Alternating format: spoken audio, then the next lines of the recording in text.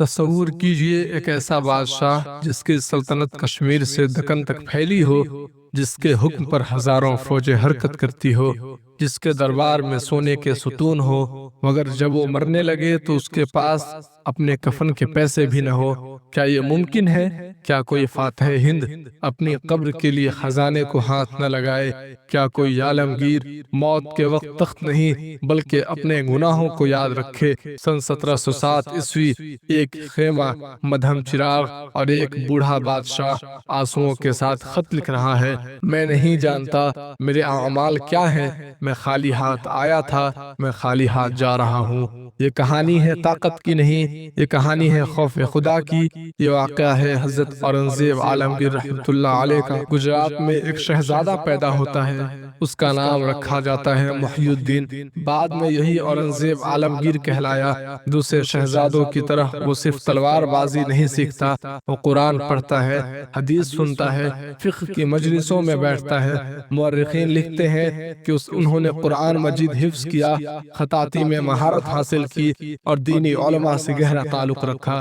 یہ وہ وقت تھا جب مغل دربار میں موسیقی، رقص اور شاہانہ محفلیں عام تھیں، لیکن ایک شہزادہ تھا جو راتوں کو تہجد پڑھتا تھا۔ اقتدار کی چمک دمک کے بیچ اس کا دل کسی اور روشنی کی تلاش میں تھا۔ سن 1657 بادشاہ شہنشاہ بیمار پڑتا ہے۔ سلطنت کے چاروں شہزادے تخت کے لیے میدان میں آتے ہیں، ایک دارالشکوہ، دوسرا شاہ شجاع، تیسرا مراد اور چوتھے عالمگیر۔ یہ اقتدار کی سب سے خطرناک جنگ تھی۔ جنگیں ہوئیں، سازشیں ہوئیں، خون بہا۔ بالآخر 1658 میں اورنگزیب عالمگیر دلہی کے تخت پر بیٹھے، لیکن انہوں نے خود کو بادشاہ نہیں کہا، انہوں نے لقب اختیار کیا عالمگیر، یعنی وہ جو دل کو پھیلائے۔ تاریخی روایات میں آتا ہے کہ انہوں نے دربار میں غیر شرعی رسومات کم کیے، موسیقی کی سرکاری سرپرستی ختم کی اور فقہ حنفی کی تدوین کے لیے علماء کو جمع کیا۔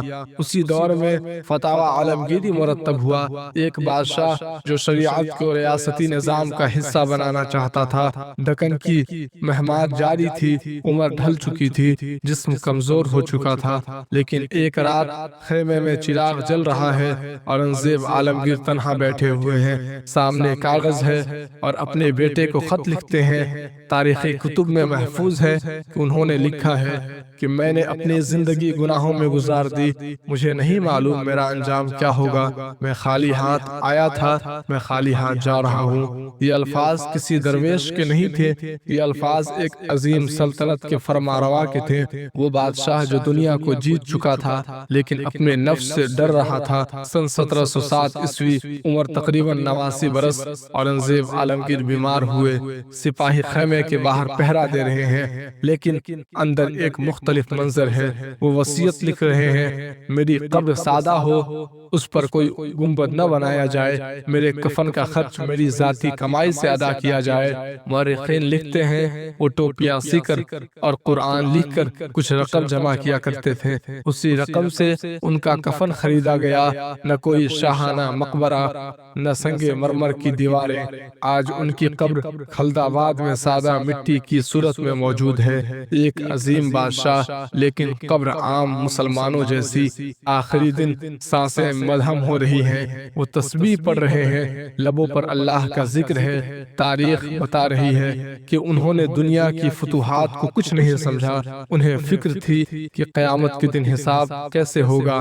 قرآن کہتا ہے کل نفس ذائقۃ الموت، ہر نفس کو موت کا مزہ چکھنا ہے۔ ایک طرف وہ بادشاہ جس کے حکم سے لاکھوں سپاہی حرکت کرتے تھے، دوسری طرف وہ بندہ جو اپنے رب کے سامنے جواب دہ تھا۔ یہی لمحہ تھا جہاں سلطنت ختم ہو گئی اور بندگی باقی رہ گئی۔ سن 1707 اورنگزیب عالمگیر اس دنیا سے رخصت ہو گئے۔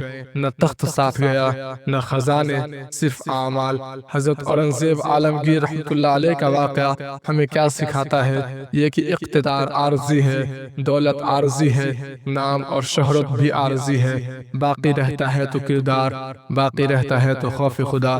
جو دنیا کی سب سے بڑی سلطنت میں سے ایک کا مالک تھا، وہ اپنی قبر کے لیے خزانے سے پیسہ نہیں لیتا۔